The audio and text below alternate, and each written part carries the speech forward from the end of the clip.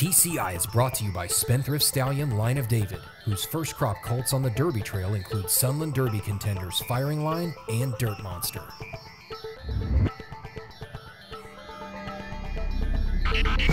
Welcome back to TCI, your inside track to the Triple Crown. Alongside Joel Cunningham, I'm John Siegel. Well, Joel, we're here in our Lexington-based office. Lexington is a beautiful place this time of year. I mean, spring is starting to come around the corner. You got all the horses, you got everything, but you know what else we got? Allergies. And man, you're struggling today. I appreciate you coming in and trying to power through it. So let's jump right in and talk about. Let's do it. Let's talk about the champ, American Pharoah. He was back in the Rebel. You know, Joel, when this horse stumbles out of the gate, he throws a shoe, he's running in a slop. I was like, man, this could be trouble. Man, he really, really looked great to me. He did, and the thing that impressed me, I mean, you mentioned him having problems out of the gate and throwing a shoe, which is, a question, a very big concern, the fact that he had foot issues that kept him out of the Breeders' Cup. Right. So you didn't want him to have to run all the way around there, kick it in, and run top speed on that foot without protection.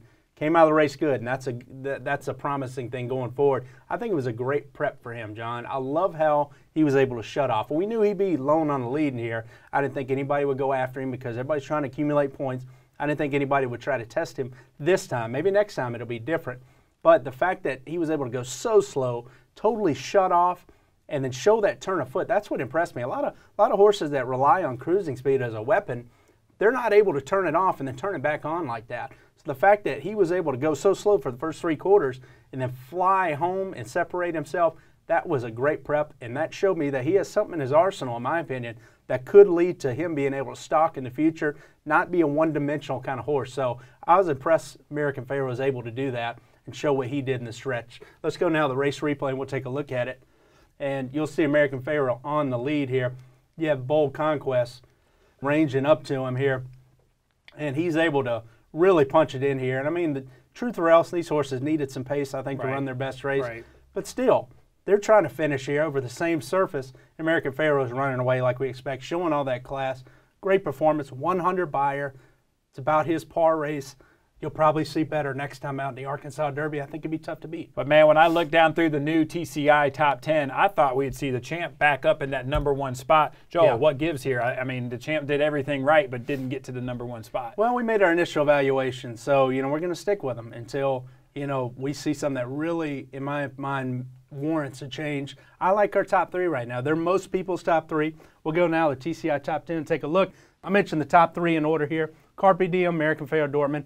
Basically top 3 on most people's list. You'll see those interchange some. I believe they warrant those spots. Obviously, Texas Red having to come off the list now with the injury. Everybody moves up a spot. Daredevil makes that top 5. What's interesting to me is you have Materiality, who was number 11 for us, gets into that 10 spot now. He's confirmed for the Florida Derby. That tells me Daredevil's definitely going to run in the Wood Memorial. They're going to put him on the lead in there. New York connections. I think Daredevil is going to be tough to beat in the Wood. And if he wins that race, he'll be in a lot of people's top 10. So I think we're a little ahead of the curve, John, on our top 10 as it stands. All right, well, let's talk about this weekend's races. It's the last of the 50-point series. And I want to talk about the Spiral Stakes. This is a race Animal Kingdom kind of made popular by winning that, going on, and winning the Kentucky Derby. When I look at this field here, yes, Royal Sun was pretty impressive in the Battaglia. What do you think about his chances in here? I mean, it's a little more salty this time. It's not as soft a field. There's some pretty serious racehorses coming in here. You still think he can get it done? I definitely think he can off that big win on this track. I mean, he clearly likes synthetic. Clearly, Mile and Ace not going to be an issue with that pedigree. And he moved up with blinkers on, John. He has to break from the rail, and I think he's going to show speed. I think there's other speed in here, but there's not a ton of speed, in my opinion. So I expect him to be forwardly placed. I think Dubai Sky in the far outside is a horse that's interesting with some talent.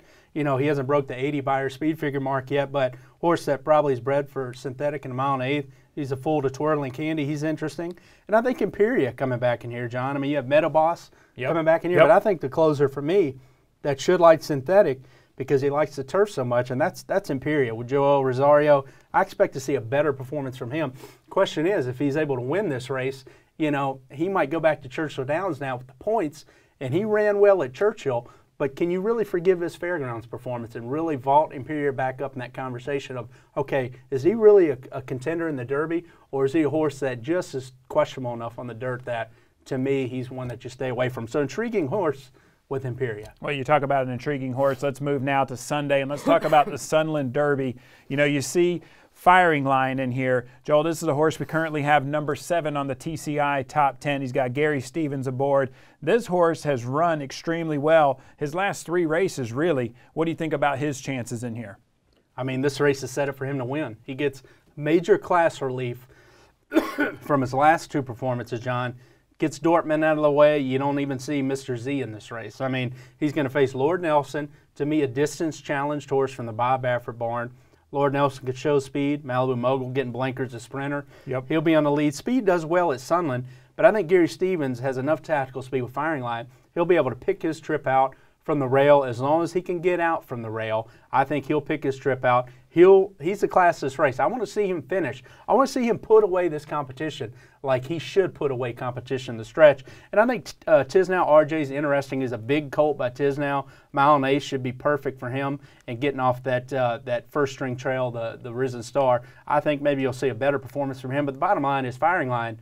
He's a grade 1 level colt. This is a grade 3 race. I expect him to punch his ticket Sunday. All right, speaking about class, you were the class of this show today, man. You gutted your way through it. You made it to the finish line. Way to go. I appreciate your input. And thank you guys for watching. Make sure you come back next week. We'll recap the last of the 50-point series, and we're going to talk about the Louisiana Derby, the Florida Derby, and the UAE Derby.